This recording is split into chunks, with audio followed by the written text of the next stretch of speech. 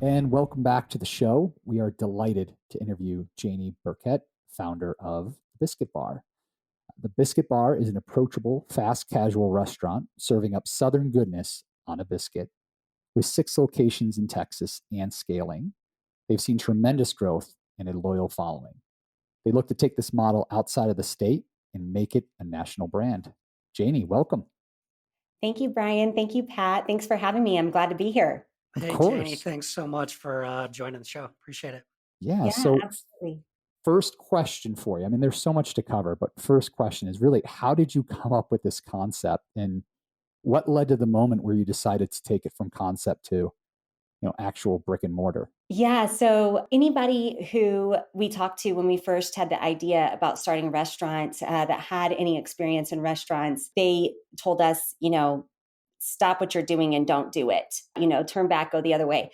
And what's interesting is now when I hear people say, hey, we think we might start a restaurant, I tell them the same thing. So, you do have to have a little bit of literal dumb luck, I think, as an entrepreneur. You kind of have to be a little bit dumb about what you're getting into. Otherwise, you wouldn't do it, right? So if you knew Well, all the of cards that. are stacked against you. I mean, what I think National Restaurant Association said 60% restaurants fail year one and then 80% or first 5 years. Is that right? No idea. La la la la la. Don't want to know. Yeah. No, It's but it's it's not great. tremendous that you blew right past that and you've had a very profitable business that's been scaling. So good for you for blocking out that noise. Well, thank you. Thank you. But yeah, so how it got started was in 2016, actually, I was pregnant for the first time, actually pregnant with triplets. And unfortunately, one of the babies passed in utero in the first trimester. The other surviving two babies had umbilical cord defects. And I was monitored and on modified bed rest at home for pretty much the whole pregnancy almost. And then at 24 weeks, I went into the hospital for monitored bed rest in the hospital. And at 28 weeks, we needed to deliver to save the life of the eldest. Her name was Bryce Joelle. And so I had two babies at 28 weeks, which is, of course, a very difficult time to have babies. They typically have issues or don't survive past their due dates. And sure enough, 2 weeks in, unfortunately, Bryce did get an infection and she passed. And then our remaining baby was in the NICU for almost 3 months. And when we got her home, it was the holiday time.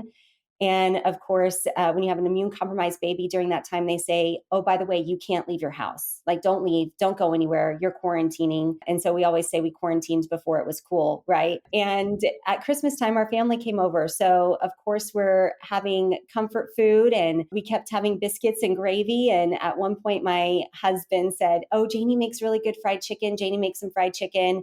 Let's have a build your own biscuit bar. And so, if you know anything about making fried chicken from scratch, you know that it is not very kind to volunteer someone to make fried chicken for a big group, particularly a new mommy with an immune compromised baby, right? So, we did go ahead and make the fried chicken. Of course, when we got done, I'm like, oh, by the way, I'm never doing that again. That's not happening. My husband, whose background is in venture capital, goes, oh, I bet the margins on biscuits are really great. And the next thing you knew, we were pursuing starting our own biscuit bar. And so that really began in January. The idea really started formulating in January of 2017.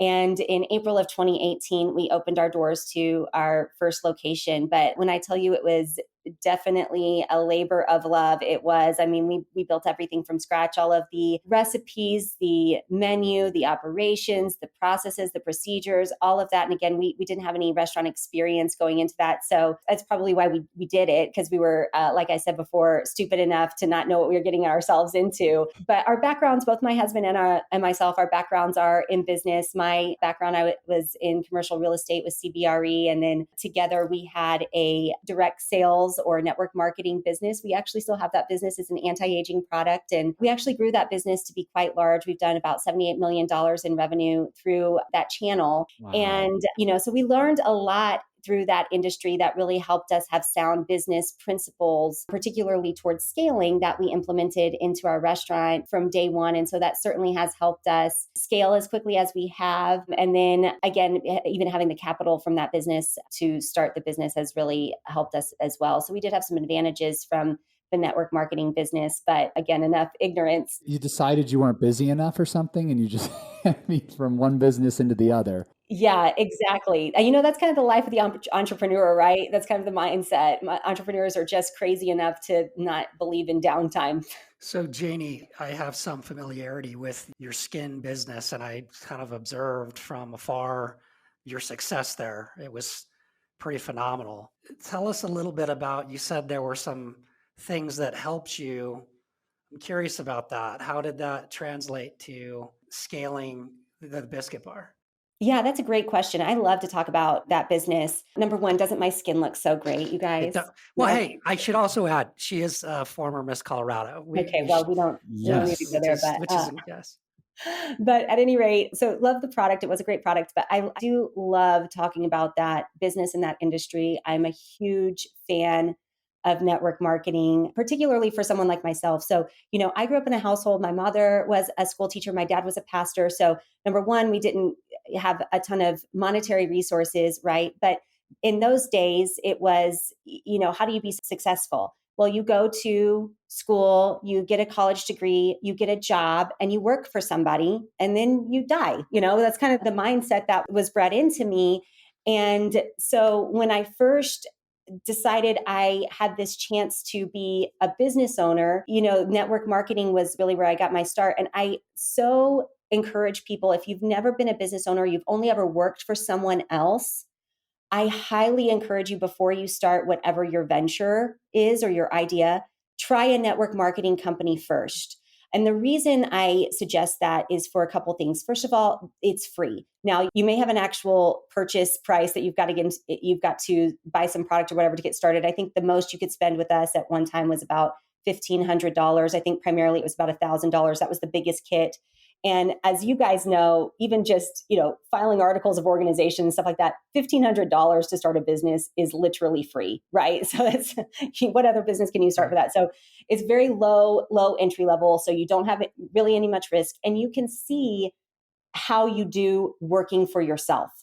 Because as you guys know, in starting your business, if you don't have a boss and you don't necessarily have a timeline or a deadline to get something started, it doesn't really matter if you go to work that day. You don't probably build the business that day. You don't hit it rich that day. You also don't fail that day. That day of you going or not going to work for yourself didn't mean anything in that day. But of course, you stack together a bunch of days that you went and worked for yourself, and that's where you're successful. Or you stack together a bunch of days where you did not go to work for yourself, and that's where you have the failure. So you really have to breed that discipline into yourself. And that's really something I learned in that business. I was always a hard worker, but to have that type of structure and discipline to create for myself, it really created that for me and gave me that type of ability to structure some guidelines around myself, even when nobody was mandating them on me. So I highly recommend people, if they've never had a business before, get in any network marketing company. It doesn't really matter which one it is. Get started in one, see how you do for yourself, see how you show up for yourself. You'd also mentioned being passionate about what you do. Yes. I'm wondering, are we putting too much value on passion for some of these entrepreneurs, or is it something that you feel like is critical to the success of said venture? Well, I think people can be passionate about different things and then have a vehicle to get there. So for me, I was the key product that we worked with. It's now, the company is now an entire holistic anti-aging company. But when I first got started, we had one product, and it was a night cream, and it was only skincare. And I didn't know anything about skincare. I didn't even use skincare. I didn't wash my face, and you had to wash your face to put this product on. So at least it got me to have good hygiene. I always say, start with that. What did that business give me? It gave me good hygiene. Praise God. So, now I wash my face. That business, people all the time are like, oh, well, I was really passionate about the product. I actually was never super passionate about the product. I was passionate about the business model and what it could do for me and what it could do for others. Again, I, at the time, was in commercial real estate with CBRE, and that's a very cutthroat industry. So much so that even within your own company, a lot of times you find brokers trying to steal business from each other. And so this was really liberating to me, where I could actually help someone else earn an income, and I got paid by helping them, as opposed to I got paid by stealing business from them. So again, I mentioned that type of integrity. I wasn't raised with that type of mindset, and it really goes against my grain and against my core beliefs. So that was never something I was going to be successful at in that industry. And so when I came to a different industry where I could get ahead by helping others, that really was exciting for me. And sure, the product was great. I mean, of course, if you have a terrible product, you're never going to be able to build a business with it. But I was more passionate about the business model and helping others than I was about the product. So I do think you do need to be passionate about something, but it doesn't necessarily need to be, I'm passionate about clothes and I want to go build a clothing brand. I think you mostly need to be passionate about building something for yourself or building something for your family or building something for a legacy or even creating jobs for others. I think you do need to be passionate about something, but it doesn't necessarily need to be the product itself. That is a great observation and one I think would benefit many. Let me ask you this. Do you consider yourself introvert, extrovert? Where do you stand there? I'm definitely an extrovert. That's definitely how I was created. But I also don't think that you need to, my husband's not an extrovert. He's an introvert. And so I don't think that you necessarily need to be an extrovert in order to Right. be successful. I think no matter what your personality traits are, in it, particularly if you're an entrepreneur, you will have to modify them at some point because entrepreneurs have to wear so many hats. And when you're building a startup, you have to be, you know, mother and father and all things to all people. And so you do have to have some modifications of your personality traits in order to start a business. So I don't think it really matters if you're an introvert, extrovert, you're a numbers person, you're more of an empath. I don't think, because no matter what you are, you're going to have to modify something. Did you find as an extrovert certain things came easier for you, like the sales process versus, and you're right, I think when you're going into business, you have to wear many hats and you have to be flexible and you have to adjust. But initially, as you're launching, did you find, hey, because I am a little bit more social, I found sales to be easier for me than maybe some other functions? I don't think so. I am very confident. I am, like you said, a gregarious, extroverted person. But at the same time, I get nervous to pick up the phone call, even today, and ask somebody if they want to try my product, just like the next person. So again, I think as an entrepreneur, you have to push through something that's uncomfortable, literally on an hourly basis. And if you don't have the practice of being uncomfortable. And again, that's what network marketing does for you. It will make you uncomfortable. It might not be the funnest thing you've ever done. Maybe you're going to have a blast. There's going to be parts of it that are not a blast, but you have to push through something in order to, we always say that successful people are willing to do what unsuccessful people are not willing to do.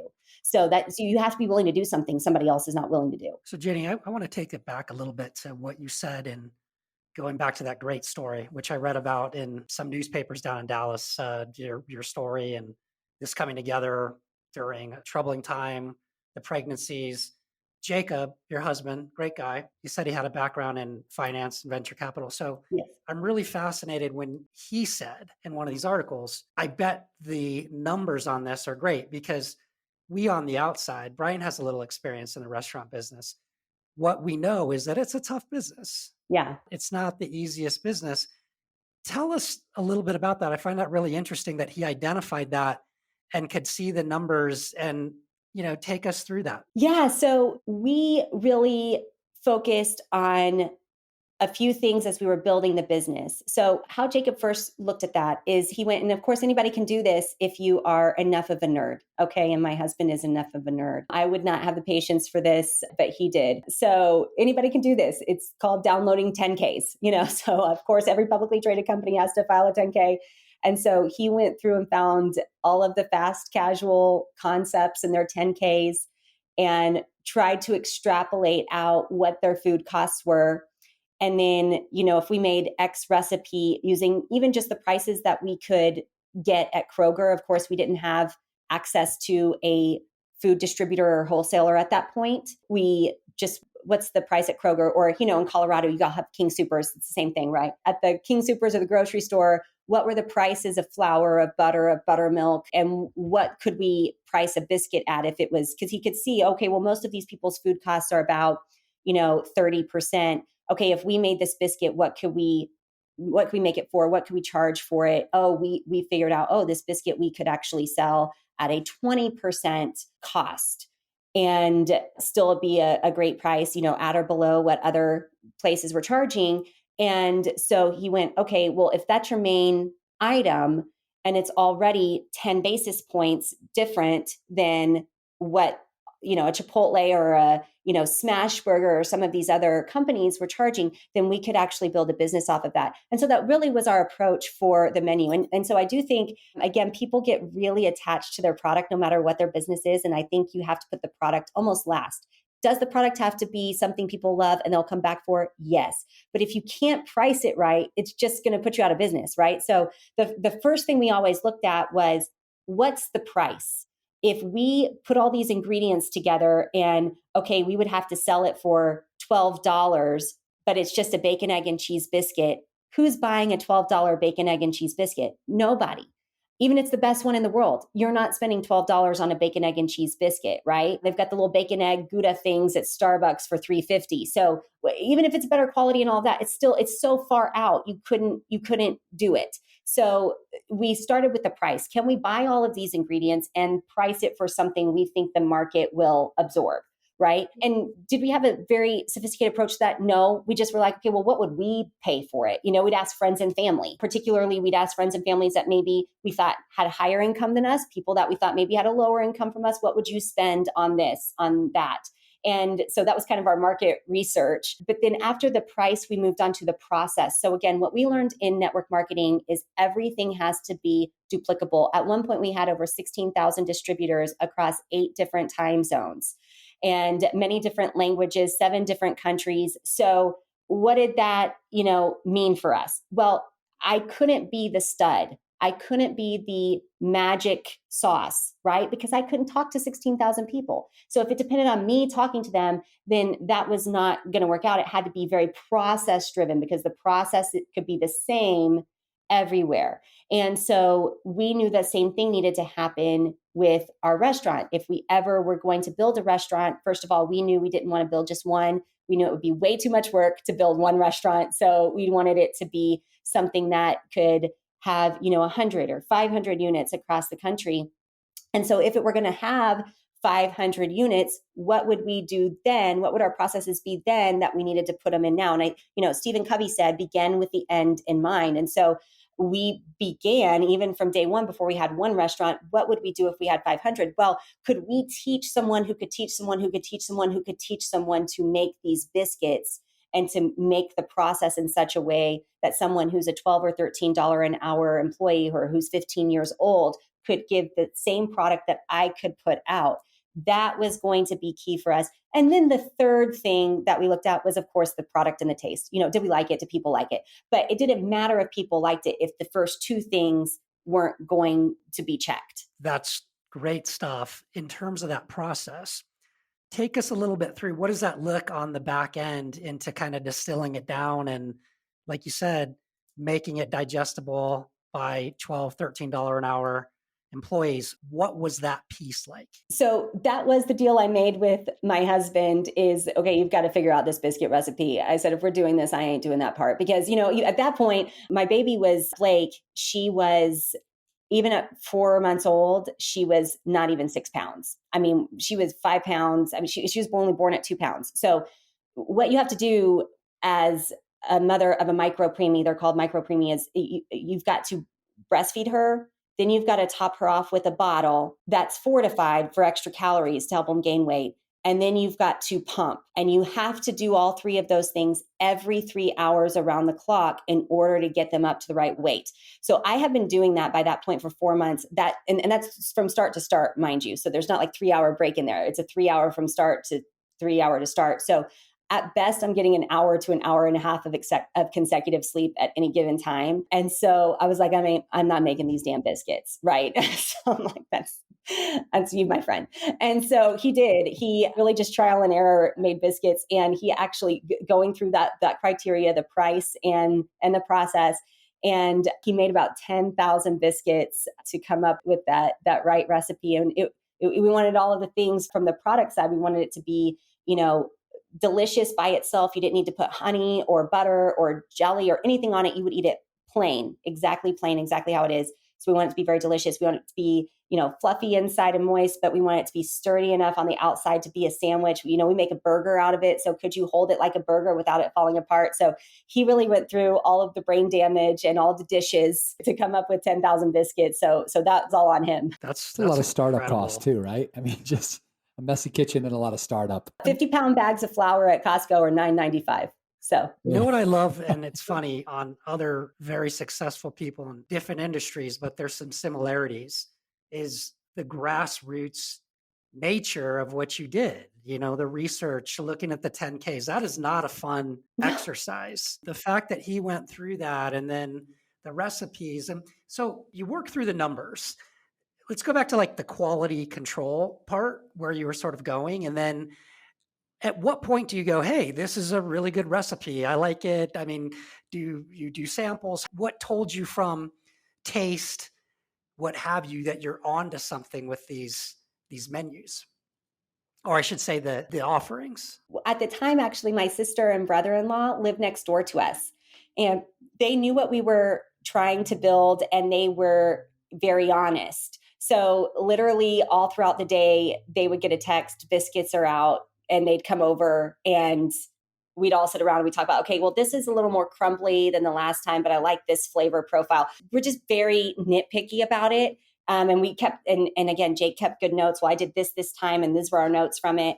And so we're very methodical about what we liked, what we didn't like. And of course, keeping notes of what, exactly what he did, what ingredients he used and all of that. That was one of the things that we did, is we had good friends and family that we knew had good palates. They travel literally all over the world and are eating out a lot and are also love biscuits and all of that, just like us. So we knew that they had a sophisticated enough palate that we could trust their opinion. And of course, not everybody always agrees, but if you've got somebody that hey, they're being critical about it, not mean about it, but just critical, because you want at the front end to get all as much criticism as you can. You want to get it out on the front end, right? Instead of to a customer. One thing that we noticed, other than cocktails and other drinks, it doesn't appear that there are prices. I found some data on an article going back to 2019. It appeared to me from that, at that time, your pricing was in the $750-ish range. You talked a little bit about not overpricing. What's the reason for the menu not having prices? I find that interesting. So a lot of restaurants are not putting their pricing on their websites anymore. The reason for that is because across all of the digital platforms, we have to have different prices. So if my in-store price is my lowest price, my price on my own first party app, we call it a first party channel, is the lowest price. Any third-party channels, this would be your DoorDash, Uber Eats, Grubhub, Favor, Postmates, any of those, the price is marked up. And the reason for that is because they charge a pretty hefty commission for being on their channel. And so the typical cost breakdown for a restaurant, this is of course not ours, but the typical standard for a restaurant is you're going to have 30% food costs, 30% labor costs, 30% other operating costs, including occupancy, and you're going to have $10 in or 10% in EBITDA. So when you're done, so all of that to say you're working with 10% profit margins or thereabouts. Mm-hmm. Well, a DoorDash or an Uber Eats can charge anywhere between 22 to 30%. So if you're just doing simple math on that, you're like, okay, well, that sounds like 120%, Sure. of cost. So you'll notice a lot of restaurants are pricing 20 or 25 or even 30% above their first party prices on third party channels, simply because if they didn't, they would go out of business. So that is why, honestly, if any restaurant that you like, go order from them directly, you're likely to get at least a 20% savings by ordering that from them. Interesting. Okay. But that's why online it's not on there, because of course if go look at my website and then they go look at DoorDash, they're like, this is different. And so that's pretty typical for most restaurants now. They don't have their pricing online because it's going to be different depending on which channel you're ordering from. Fair enough. So And was there still a pricing, or I guess mistakes made with the pricing when you first launched? I mean, this is something that I don't know if you knew this ahead of time in your research or something you just discovered along the way and had to adjust to. Our philosophy when we first started was really to be more of, and again, we modeled ourselves after other successful fast casual businesses in our industry. So if there's someone that you want to emulate, copy them. Don't, of course, copy them in the sense that you're going to have, Pat or Brian send you a cease and desist letter on behalf of one of their clients, right? it wouldn't be Brian, but No. yes. It might be a little sloppy if I did, though. Yeah. You don't want one of those, but, I don't know if y'all are Don't familiar reinvent the wheel if you don't have right. to. Right. I don't know if you follow Torchy's tacos, but we essentially are copying them. And people always go, that doesn't make sense, because there's literally nothing about Torchy's tacos that seems similar to ours on the surface. And, our everything, our aesthetics, our food type, everything is completely different. So nobody, again, Torchy's would never send me a cease and desist, right? But what they have is all of their things are a la carte, right? You've got, nothing comes with anything. So you just get this taco, and if you want chips and queso, and then you want the little fried cookie doughs, by the way, which are one of my favorite things, then you're going to get that too, and you're going to drink. And the next thing you know, your, $4 or $5 taco that you were getting, and maybe you got two of them and you got these other things. And the next thing you know, you just spent $27. So that is, and similar at Shake Shack. Shake Shack's kind of the same way. You're going to get the burger, and then you get the cheddar bacon fries and a milkshake, and there you are at $25, $26.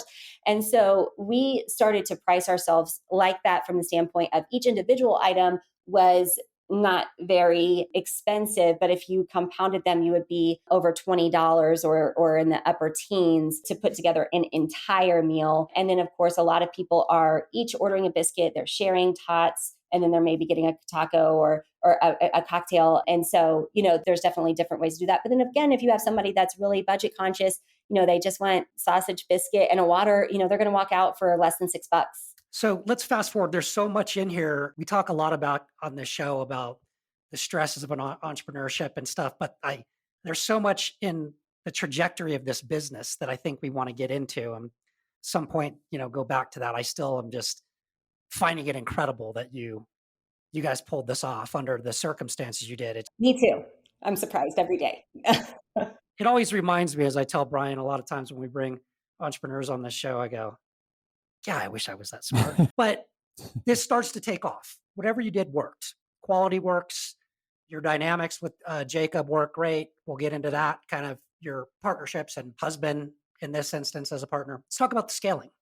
I know you said you have about 145 employees now. This has been pretty quick. What's that look like? How do you, I can see now the processes from your marketing experience, but take us through building that out. What's that look like? Yeah, so we believe very strongly in process-driven onboarding experience. And again, that was very similar to my network marketing background. We had a very specific way we onboarded people. It was very what we would call high tech and high touch.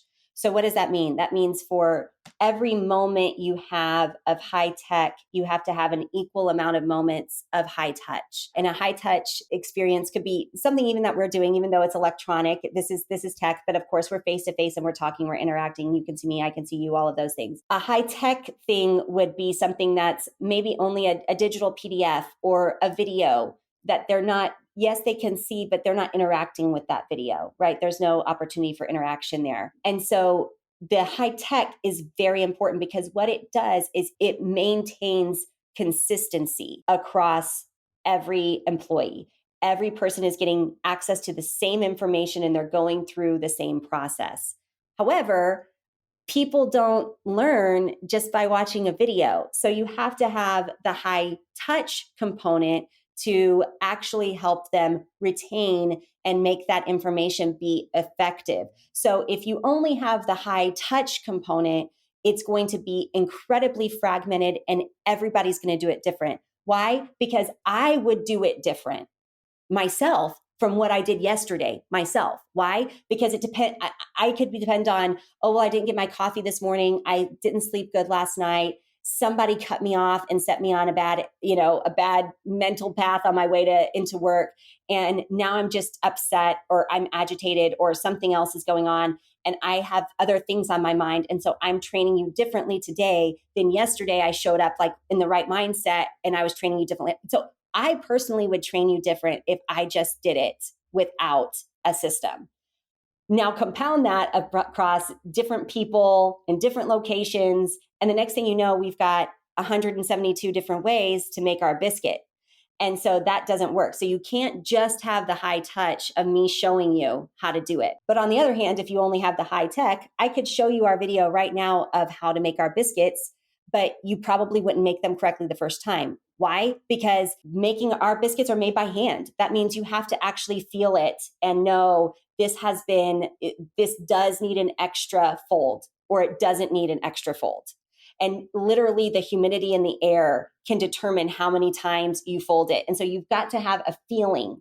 And we make them by hand. We actually don't use rolling pins, which we always joke because we have a rolling pin in our logo. And we actually got sued over that rolling pin. So we can talk about that later in a little bit. But we always joke about the rolling pin. We don't actually have a rolling pin. We use it by hand. So you actually have to feel the biscuits. So just watching the video is not going to make you an expert. But if you take away the video and I only show you, everybody's going to have a different process. So they really go hand in hand. Again, we learned that from the network marketing side. And so we always go and talk about the high tech and the high touch. And even that works for the same thing with, we have digital checklists. And I always tell people, well, if all I needed to do was put out checklists and people did them exactly correctly, or if they didn't do them exactly correctly, I could tell and I could go correct it. Well, then I would just sit somewhere with a whole bunch of screens and manage all of my stores myself. And I would not pay for any managers because I could do it all remotely. But no, it requires a human element to go through and look, did you actually break the beverage station down the right way? Did you actually clean behind all of these things? And not because they're lazy or they don't want to do it. They might just not see it the same way you do. And they need to be coached. They need to be trained. They need to be taught. So there's always a human element that's required. And then there's always a technological element that's required to keep everything consistent. And so I think that mindset and philosophy that we knew even from early on has helped us to expand at the pace we have and still maintain what we at least hope is a consistent product. That's impressive. I mean, that's overly impressive. And I think a lot of early entrepreneurs maybe don't understand the value of these documented processes nearly as much as you and your husband do.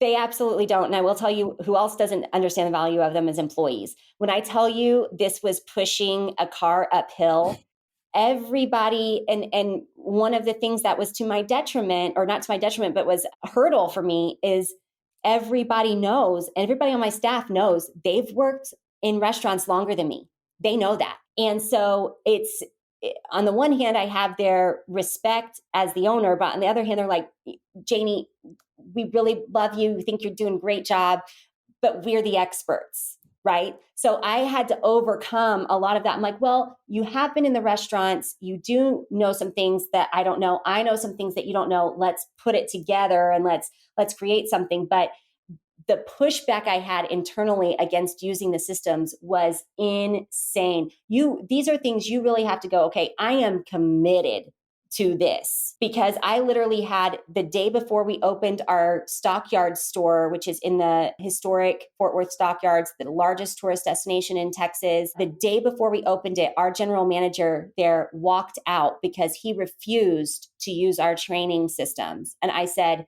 you've got to make a choice. You've got to either be in this with me or you've got to find somewhere else to work. And he said, fine, I'm finding somewhere else to work. And, so I had to be real committed to that. But I knew you just can't, Chick-fil-A didn't go, okay, well, now that we're 1,000 units, let's start doing things different. No, they built it up from Yeah. 4 units, 5 units, 10 units on. And so I knew that's what we had to do as well. And so when I say, oh, this was a good idea and everybody's going to fall in, they will not. And you've got to be really committed to it. And you've got to be committed to being, again, uncomfortable, because it would have been easier for me to be like, okay, I know this guy's not on board with this, but I'm starting this restaurant tomorrow. I'm still nursing a baby. This location is 50 minutes from my house. I should probably deal with this for 3 or 4 months and then change it to something else, right? But during that time, he's training all of these employees. So what do? You got to make a choice. To think for the scale, right? For the multiple locations, not just the one, to your point. We brought up your husband, and I'd love to get into a little bit about your husband's background and what it's like, right? Working with your husband, because not all family businesses either are as successful, right? And it seems like you two have not only the appropriate chemistry, right, but from a business standpoint, the right partnership in place. So can you elaborate a little bit more about your husband? Yeah, so my husband's background is in venture capital. He did business valuation for a firm. And so he knows how to go in and look at businesses and see what type of value should be ascribed to them. So he knew how to create a business that would be highly valuable, in, or at least what the numbers needed to look like, right? We started our business in that regard. And my husband also has a very, very forward thinking, macro level type of brain.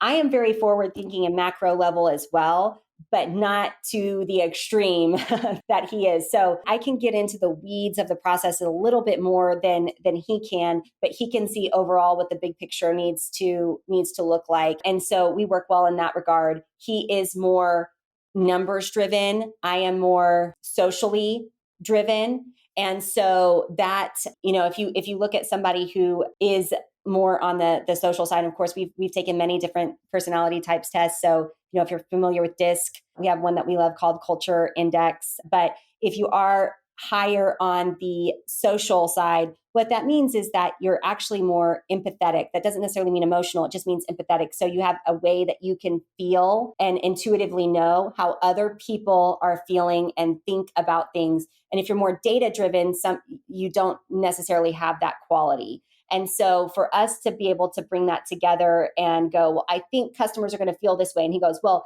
they might feel that way. And also we'd go out of business. We go, okay, cool. So let's, just decide how we're going to bring that together. So it really is a great partnership in that regard. So Janie, COVID, What's COVID? Just right? kidding. What is that? We know that was a unprecedented occurrence. Nobody hit harder probably than restaurants. Yeah.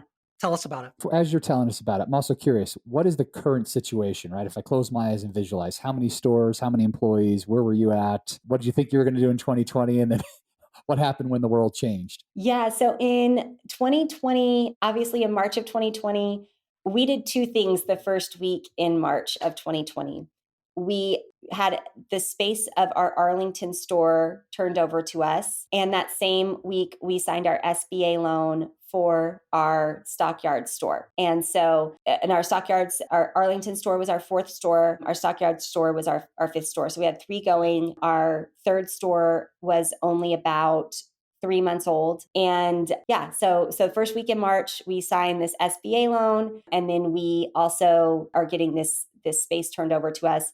And we are planning to start training employees at our Arlington store on March 17th. So I think it was March 15th or March 16th that the national state of emergency was declared, something right around there.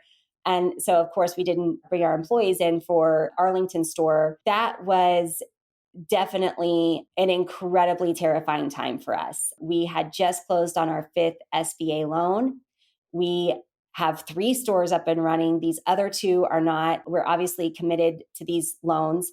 And of course, at this point, we have signed personal guarantees on everything. And also at the time, I had a 3-year-old, a 2-year-old, and a 16-month-old. Or was he 1? He was 1. So, I mean, when I tell you we were, 3, 1, and 6 months. Yeah.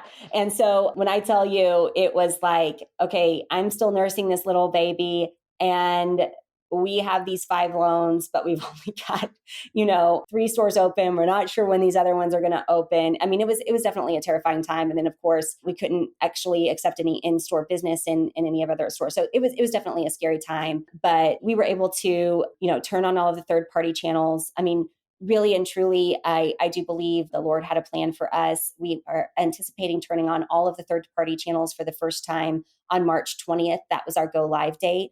And so we just moved it up a few days and went live on the 16th instead of the 20th and started accepting those third-party orders from all of the different platforms. And then we also, did end up opening our Arlington store in April of 2020, even during shelter in place, and really had some great sales there. And then in August opened up our Stockyard store. So it was definitely a scary time and a time when we were doing everything we could to come out on top and not have to close any doors. And thankfully we didn't. We were able to pay all of our rent. We never were in default anywhere, bless God. And we're able to get the things like the PPP and EIDL and stuff like that greatly helped us as well. But it was definitely a difficult time and one that you're just every day going, what is going to happen? How did you fight past that fear? I mean, I can feel it right in my stomach thinking about this. And you just open up these new locations. You talked about the SBA loan. How did you initially just fight past the fear and move forward, if you will? At that time,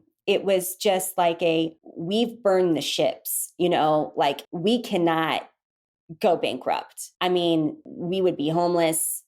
We wouldn't know where to start. Obviously, you go, nobody's even hiring. It's like, this is do or die. We've got these 3 babies. We've got to figure this out. I will say that is probably a strength of mine is in a time like that. And this really happens even with my babies in the NICU. I just go into overcome mode and like we're going to make this happen mode. And so that is a strength of mine. It's also a weakness because then I have literal PTSD, 6 months later, but it does get us through. So it really is that kind of mentality and that we will do whatever it takes. There is no other failure is not an option here because it just really was not for us. We had too many people depending on us, no other way to start over.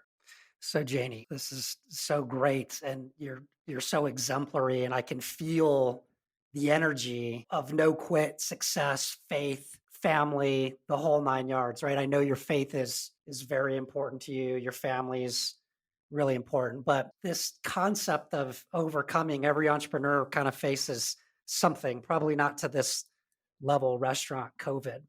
What are sort of some of the practical tips for aspiring entrepreneurs or others out there that are in the thick of it? And, what do you do besides rely on your family and all that and your faith? I mean, what are some of the practical things that you go, here's how I get through in the way that you do? Because I think it's really inspirational. Sign a personal guarantee. I will tell you this. So our first year in 2018, we opened on a Thursday. And when we first opened, it was we're a breakfast type of concept, but we didn't open until 11 a.m. and then we closed at 9.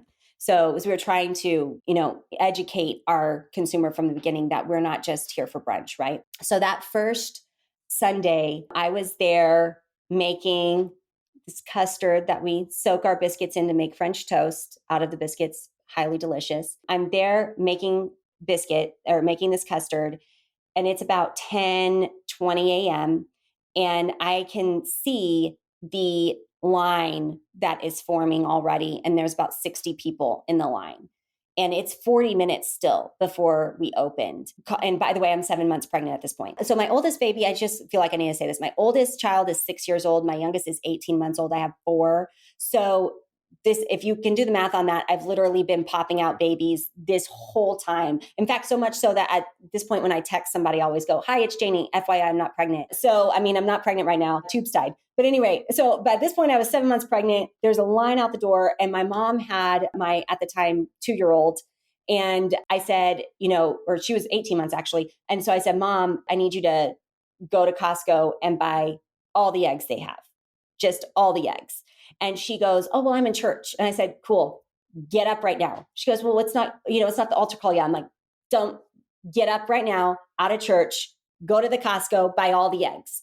And she comes and it's like just mayhem there. I mean, we just don't have enough stuff. We don't have enough product. We did not know how to deal with the volume that we had. And every day they're coming again. There's no, in restaurants, there's no, okay, well, we've got the weekend, let's regroup and get a different strategy and get together. No, they're coming again tomorrow. And then they're coming again the day after that. And then they're coming the day after that. And it's like, there's no pause for you to like get yourself together. And I remember thinking at that point, how do we quit?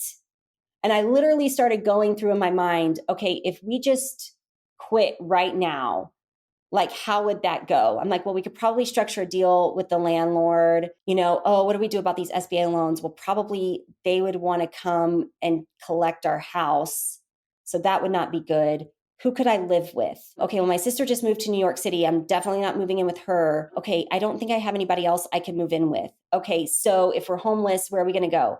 Okay, nowhere. Okay, well, I guess we have to not quit. So, I mean, literally, this is like the conversation happening in my head. I'm like, how do I quit?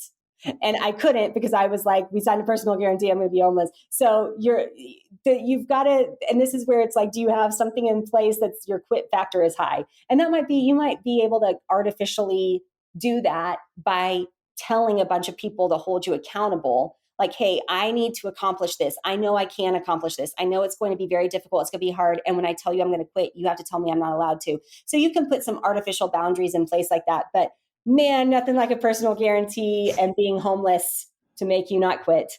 I hear That's certainly burning the boats, to your point, right? So speaking of personal guarantees and money and capitalization, all that kind of stuff, I know we've talked here and there. I mean, you've got a great business. It's incredible what you guys have done.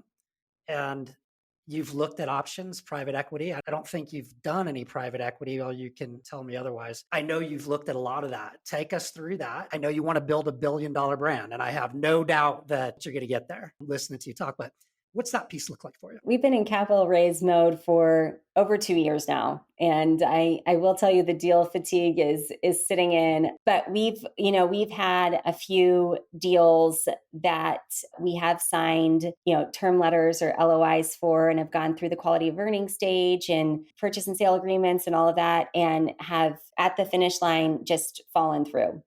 So, that for various different reasons, some, we couldn't get around some language, or, again, it's the Delta variant was hitting. They weren't sure what was going to happen in restaurants. So there's various different reasons why those haven't closed, but we are still in fundraising mode. We have bitten the bullet now and hired an investment banker. The other deals, we didn't have an IB just because we, of course, didn't really feel that we wanted to spend that expense, but we have bitten the bullet and hired an IB now. So we're in the bid process right now, and hopefully something will close. There's still time, by the way, for someone to get in. There is. Brian, you I have mean, your checkbook here? Let me get the Rolodex. So let's talk a little bit about that. Getting those kind of deals done is hard, right? Yeah. And it starts off kind of like dating. It's really nice and friendly, and once you really get into it, it's a life-changing kind of thing. Yeah. Even if you get the capital to get to the next level, you've got a partner. It comes with strings. What's your experience been like? What would your recommendations be, or to give other entrepreneurs that may go through it? What's your perspective? Yeah, so it's definitely been a journey for us in what we were wanting to get out of a deal 2 years ago versus what we prioritize now. And so I think it's really important to know going in what are the biggest deal points that you must achieve. That's something that you want to be real clear about, I think. And then what are the things that would be nice to have that you would compromise on? I think it's unrealistic to expect that you're going to get everything that your heart desires. The partner on the other side is going to have to make some compromises as well. So I think it's really important to know, what the hill you will die on is, and you do have to be, willing to walk away. I think we've demonstrated we are, and then know what you're willing to compromise on, and then also make sure that you can be creative. And I think this is something, Pat, that you do very well for your clients, is that you're able to help be creative around some of the language, or if they want this type of clause, what can we do? What can we get in return for giving them that? And so I think that's something that you have to be willing to do as well, is be creative and also know what you would compromise on and what you wouldn't compromise on. We saw that you want to build a billion-dollar brand. What does that look like?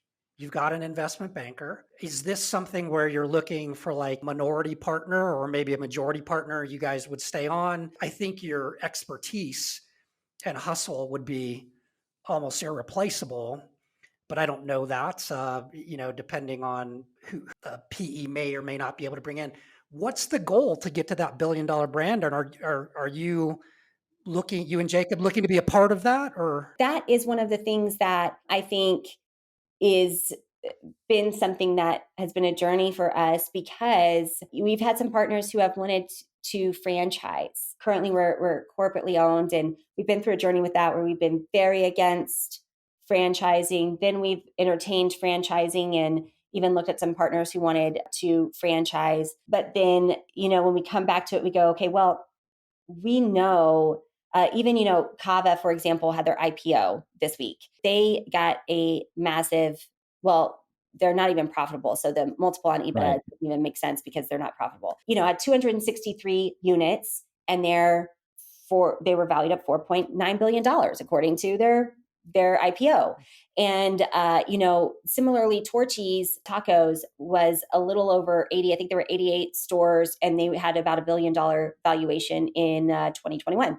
So that's kind of where the price is set. Like if we can get to 100 or 120 units based on our unit level economics, it will be valued around $1 billion. At the current way the market is going. Of course, the market could look different in 7 or 8 years. That's kind of what we know needs to take place. So we've kind of gone back and forth as far as what we want. And so, you go, well, do you want to be a majority owner or a minority owner? And for us, we go, well, we want to be $1 billion company. So the likely partner that will be able to get us there is likely going to want to be a majority partner. So that's where we have to go, okay, which one is more important to us? The number, a percentage I get, or what the pie as a whole is worth? And so for us, the pie as a whole is worth a larger number is more important to us than the number that we retain post this transaction closing. Now, obviously that doesn't mean we're going to give away everything, right? But that's where we go, okay, this is kind of our, due north. This is what we're trying to go towards. So then the other thing that's been a deal killer for us with other partners that we've talked to, that we've dated, we've never got engaged with. We've been engaged to a lot of people, but we've dated even more, so to speak. But one of the partners that we dated that we did not get engaged with, that was one of the reasons we didn't go with them, was because, they wanted to build probably 2 stores and see how they performed for 2 years to decide a prototype and then go do. And we're like, no, that's too long of a timeline. So that growth philosophy was something that no matter what they wanted to give us was something that we wouldn't have parted with. And then you asked about, what is our involvement level going forward? Again, that's something that we've changed our attitude towards. At first it was, well, of course we're going to, be involved, and we're going to be the steers of the ship. We're the captain, and we're going to decide how it's going to go. And, again, we've kind of moved off from that. Certainly at least one of us is going to stay on in an actual executive level capacity, but not both of us necessarily have to.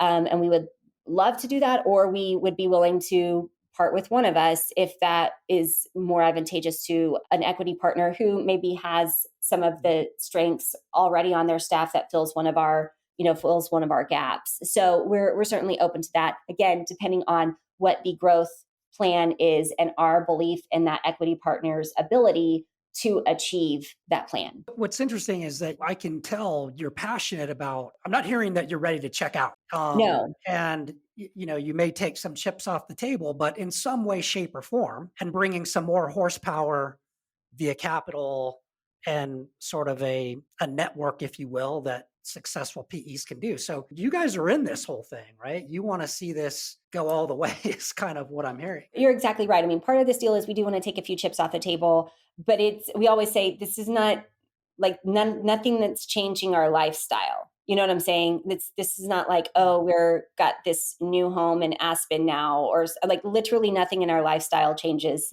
There's not an extra home that's purchased or anything like that. This is one of those things where it's like we're literally trying to find the capital partner, and the next transaction is where we expect it to be life changing for us. That's kind of what we're looking for. What does it look like time wise? I'm curious, and systematically to roll out something that has, did you say it was 100 and what was the number of units that you 120. 120? I know you've probably had a ton of discussions and modeled this. What does that trajectory time frame look like? Yeah, it definitely, of course, looks like, slower growth in the first 2 to 3 years and then really ramps up after that. And part of that is because, the corporate G&A that's required to facilitate, 15 to 20 stores opening a year is quite a hefty cost. And so you do want at least some extra units open that are contributing to the cash flow to support some of the corporate G&A that's going to be required to support that type of growth. And then of course we want to make sure that we are, not biting off more than we can chew as well. So there is that type of ramp up, so to speak. So we do have probably, a growth plan of anywhere between 3 to 5 units in the first 12 to 18 months post transaction, an additional 3 to 5 in the next 9 months after that. And then the next 9 months after that, probably another 6. So, you get somewhere between, 12 and 18 units in the first 36 months post transaction. And then the growth starts to increase exponentially after that. What I admire about you and your husband is you have that end goal in mind, and then you're reverse engineering it. And I don't want to say it's on the fly, but what I really like is you have this number end goal in mind. The other thing I think you put a lot of value on, and it's the right thing to do, is with that PE firm, it's not just the size of the check they're going to cut, but what type of strategic advisor are they going to be to you? You have differing feelings internally that may or may not change weekly, right, on franchises. And so having a strategic partner come in that can actually provide some form of guidance to say, hey, here are the options and here are the pros and cons to each, I imagine is equally as important to the size of the check that ultimately you'd like to see cut. That is very important to us, a partner that has some experience in restaurants, growing restaurants, and even transacting on restaurants, mostly because then not just that they know, but we know the right expectations. So for example, if you've got people who are outside of the industry, they might go, well, we expect, quarter over quarter increase sales. And it's like, well, that's not really how the restaurant industry works. Depending on where you are in the country, different months, different seasons, just see higher sales in restaurants. So if you've got expectations that, quarterly, every quarter, we're going to see, an uptick in, same store sales. It's like, well, that's not really realistic for restaurants. Obviously as a whole on the annual, you do want to see, a certain 3 to 5% increase in same store sales, but that's not necessarily realistic month over month or quarter over quarter because of just the fluctuation in spending habits that consumers have as it relates to restaurants. And then certainly in different parts of our city and even in the country, those spending habits are different there too. So that's something that even those types of nuanced things, and I was talking to somebody once and they said, oh, okay, so what's the restaurant margin? Like they're like 50% for restaurants, right? Is that type of the margin that you should be getting? And I'm like, no. And they're like, well, some people get that, right? And I said, no. So it's like if your expectation is we're going to have 50% store level EBITDA, we are not to be together. Yeah. So that's like we're not on the same page. Probably not the right fit. you got to have somebody with some knowledge that goes, oh wow, you're over 20 or in the upper 20s, like this is industry leading, and doesn't go, oh, that doesn't seem like a lot. It's like, well, on average it's 7%, across the country. So it's a little better. This whole growth plan, if you will, I'm curious, and I know you've hired an investment banker, you're in the process, you're probably exploring everything. Chipotle, and you're from Arvada. Yeah. Faith Christian high school and all that. And, I went to the University of Denver and saw the very first Chipotle on. And the second one was over in Wheat Ridge. So yeah. Yeah. And ultimately, if my memory is correct, it was McDonald's that did a large strategic investment in Chipotle, and that was sort of what really escalated their growth, and then it's become, I mean, the highest performing IPO ever, which is just incredible. Yeah.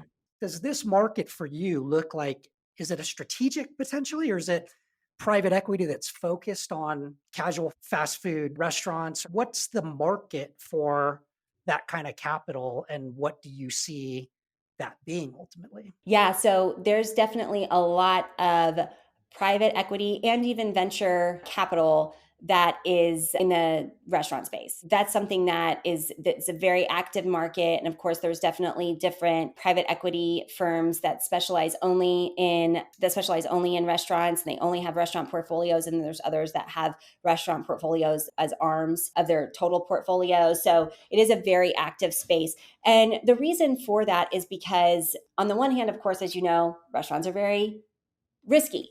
But on the other hand, if you go, okay, this unit can churn out X amount of dollars, the cash on cash return is 30 months or less, and then it's churning out X amount of dollars per year. And all we have to do in order to increase the number for that is go do another one, then it becomes a really, really profitable way to grow a portfolio's value. So there's a lot of activity in that. What's interesting is one of the things that's really grown in the private equity sector in the last really 18 months is there's whole private equity firms now that are dedicated to buying franchise portfolios. So not the franchisor, but the franchisee portfolios. And so there's lots of activity around that. Those are typically trading at something around a 6 to 7 multiple on the store level EBITDA.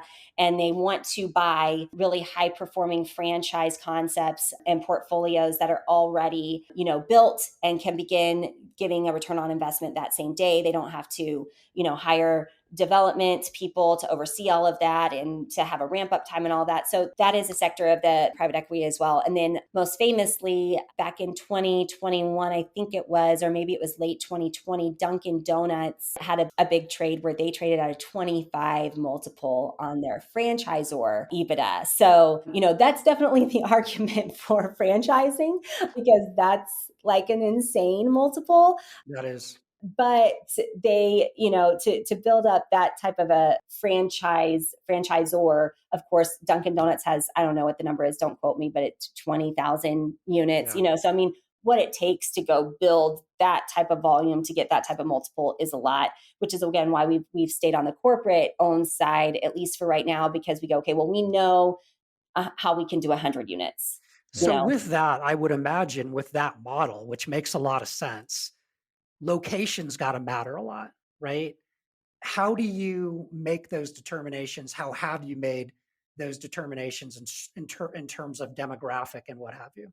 Yeah, so the School of Hard Knocks had some expensive educational experiences, we'll say, in the site selection process. We've really selected them a few different ways.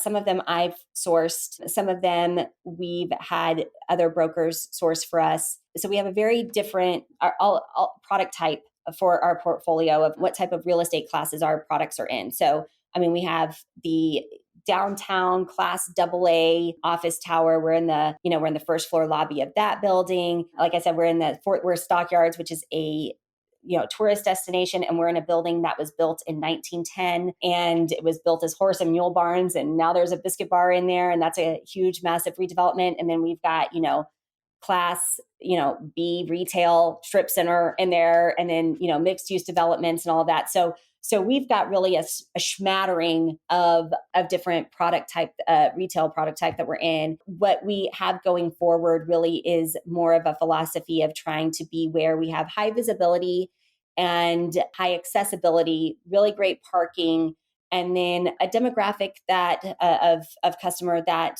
really doesn't exceed beyond the median household income of probably $120,000. So we're not really looking for the really, really high income demographics for our specific type. We're kind of in the middle, kind of that middle tier there. So imitation, as they say, is the sincerest form of flattery. Yes. Have you seen new competitors pop up as you've launched this business? And if so, what does that look like? And how have you stayed ahead of that competition? There has been a few other competitors in the space, some of them that existed before us. Some of them we didn't know about until they, filed an objection to our trademark, which, like I said, is the rolling pin. And so, we've learned about a few of them along the way. We did actually have somebody that literally copied exactly everything about our concept, and it was in Amarillo.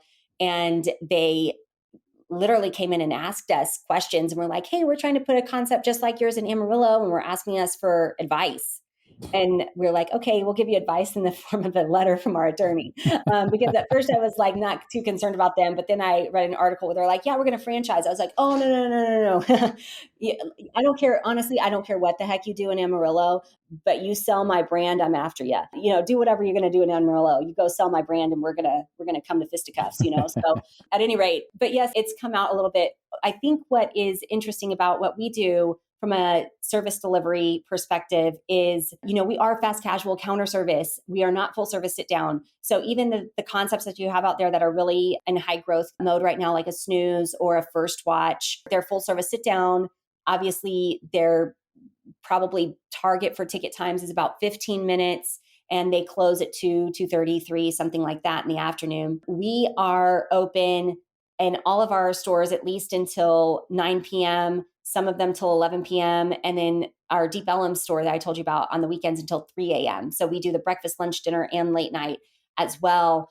And then again, we're fast casual counter service type of restaurant. So you're able to receive your food very quickly. And our ticket time standard is between 6 and 8 minutes. Wow. So even the other competitors that are popping up, I do know of another one that I will definitely not mention their name, but they did post that they were trying to hire somebody to help them with their throughput because they couldn't quite figure out their throughput. So, we probably won't tell them how to help with that.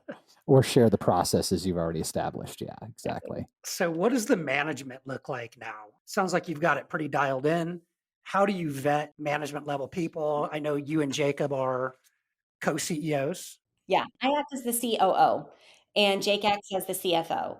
So pretty much every employee reports to me. He's got two that report to him, and then the rest all report to me in some form or fashion. So definitely all of the hiring decisions for management, how we're creating the ads, how we're sourcing them, how we're getting, all of that definitely falls under my purview.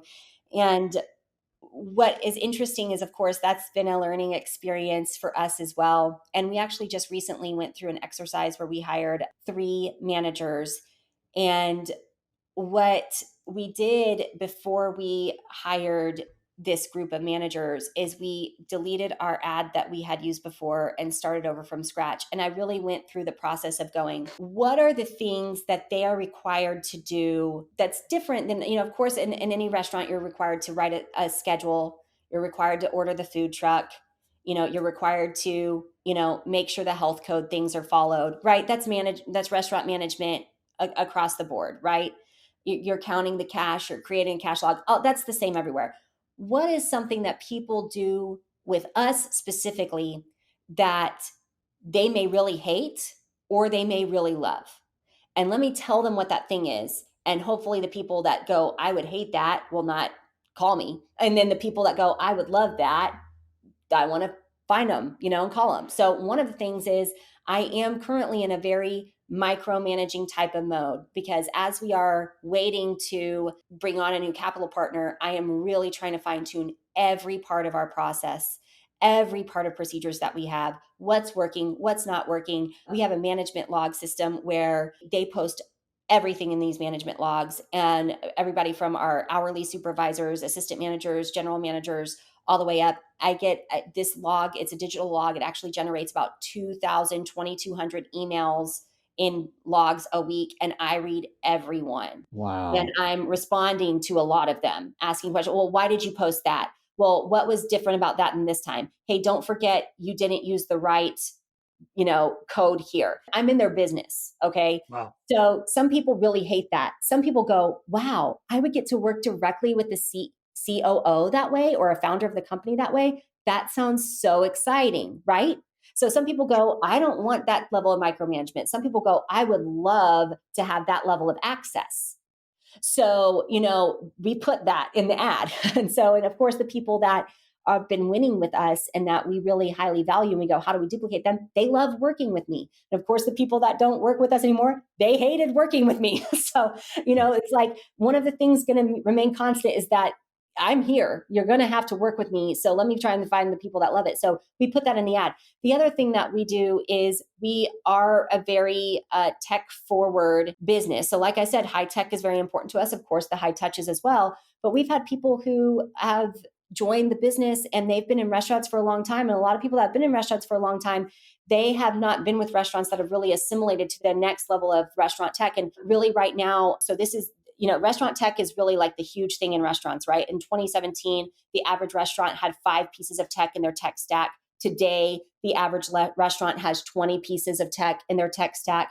We're currently sitting at 17 pieces of tech in our tech stack. I also act as our CTO. I oversee all of our tech stack as well. So, that piano performance degree has really helped me, the biscuits and the tech that I do now. But at any rate, we are really tech forward and we require a lot of high tech things, right? So we've had some of these guys that come in and they're like, I like paper.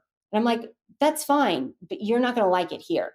And so we put that in the ad. So these types of things that are unique to us, again, some people love, some people hate.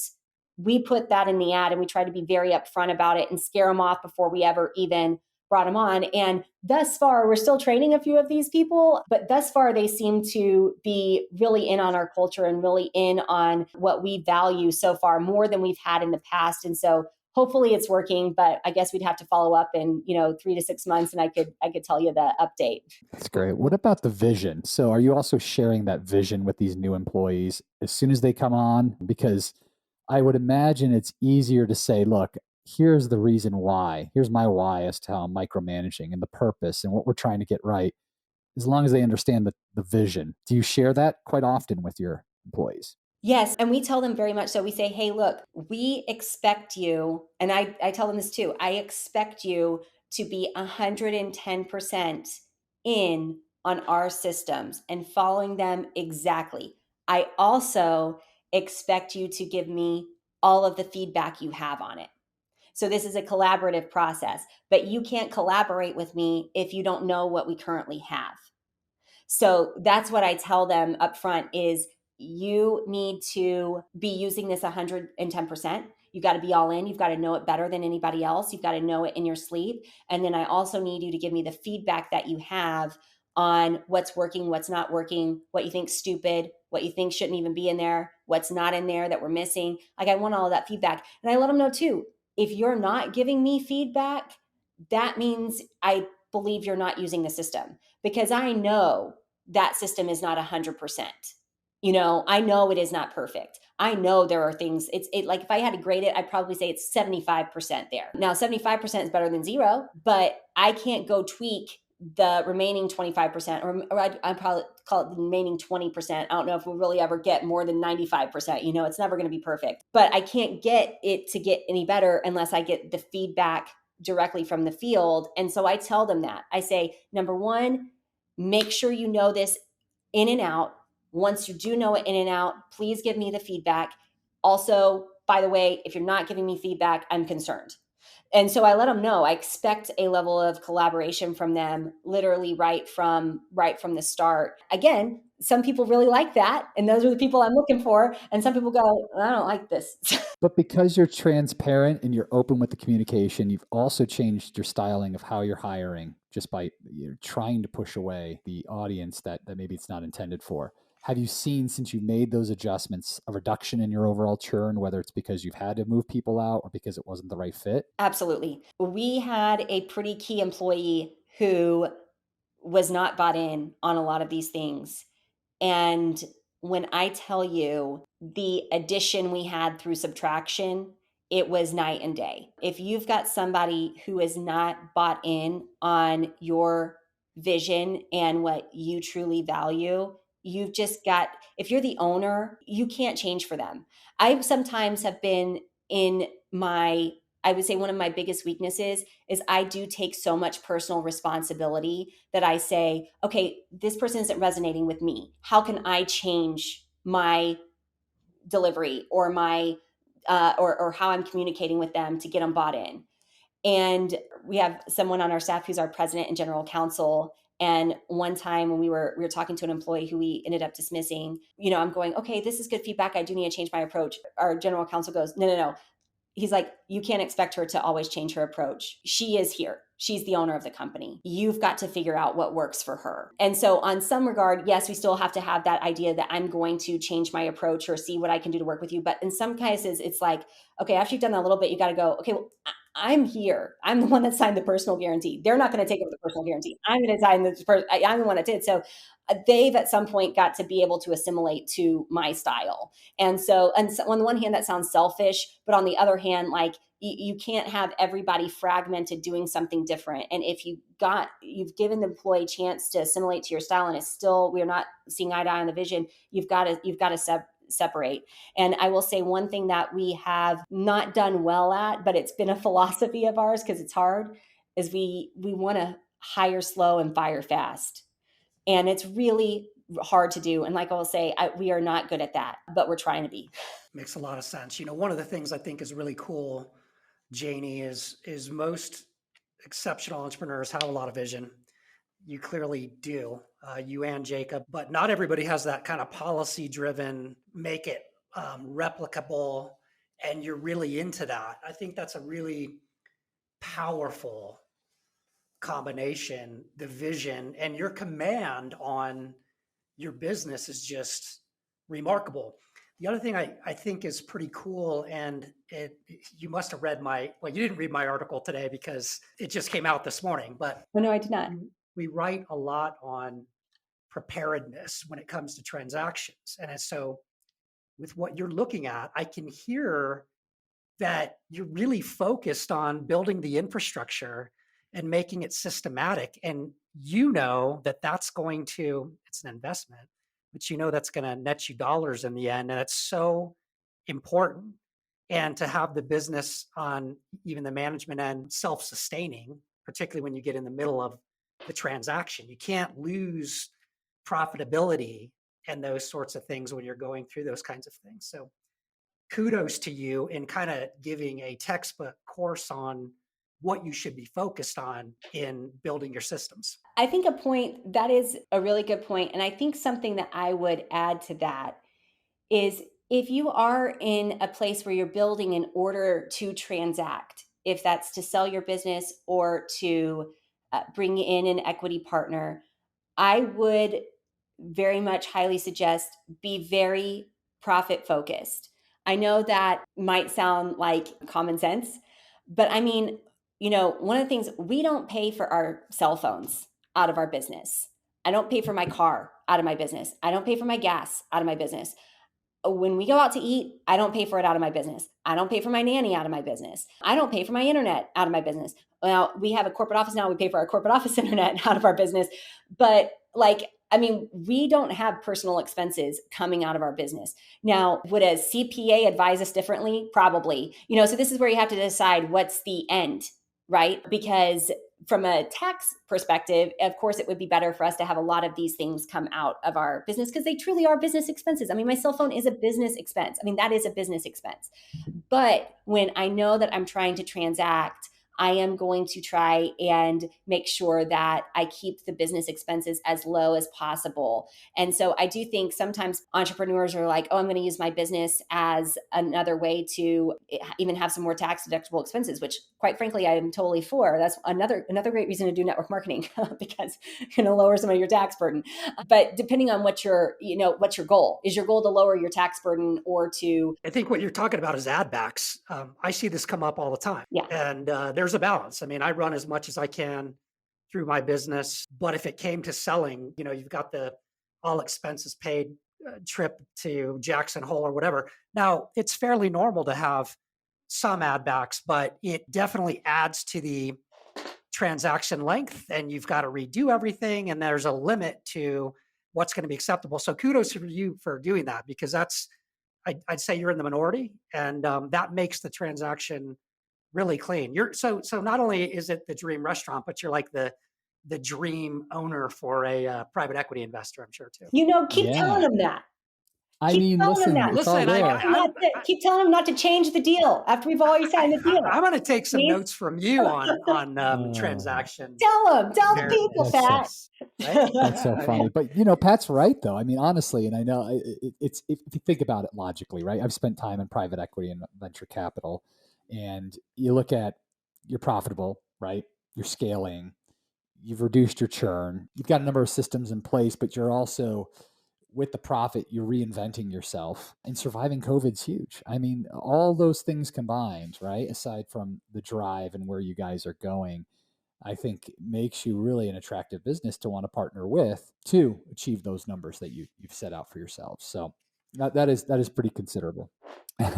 There's lots of white space for the Biscuit Bar because we're not in the chicken wars, we're not in the taco wars, so I love it.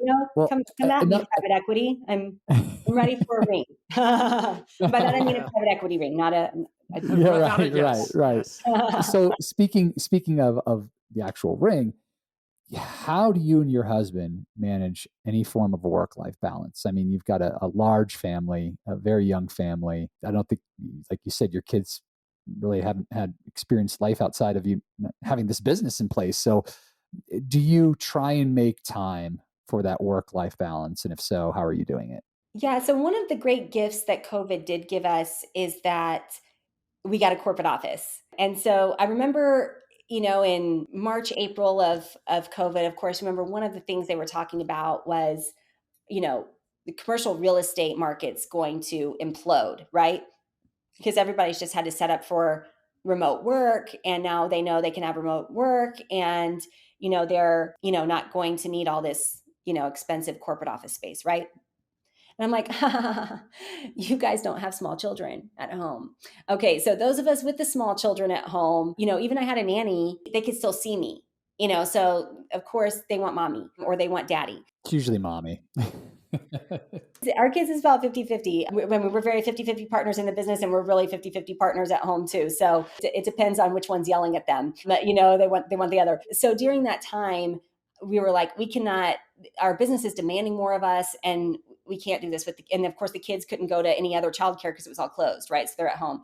So, there are these little office condos, I'm sitting in it right now, that were literally right at the entrance to our neighborhood. So it's like the other side of our fence in these little office condos. And so and they were, of course, doing deals because they had just newly constructed them ready for occupancy in March 2020, and nobody was going to occupy. So we were able to get a really screaming deal on it. And it was a really big gift to us and our family, because what it did now is, number one, it's literally like a block from our house. So, and we still drive, which is actually kind of sad, but you really don't need to drive from our house here, but we still do. It's hot. It's like 105 degrees already in Texas. But anyway, so it's right by our house. I can literally be here in less than 30 seconds.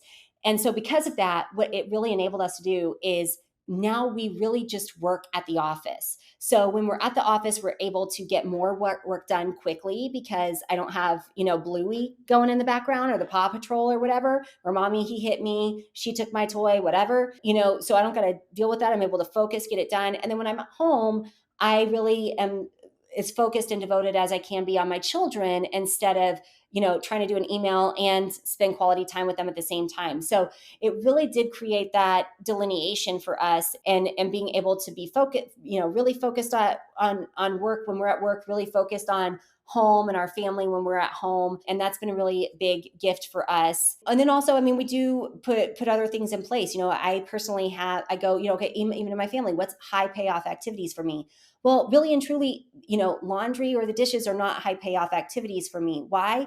I would rather be spending time reading a book to my child, or, watching them play outside or playing with them, right? That's more high payoff than doing dishes or laundry. So as much of those things that I can outsource and pay somebody else to do, I'm going to do, not because I'm above doing dishes, right? I am happy to do dishes, or, change the diapers, or do any of those things. But what's most important for me? What's most important for me is to be present in my business and be effective in my business, and of course be effective with raising, nurturing, guiding, and loving my children.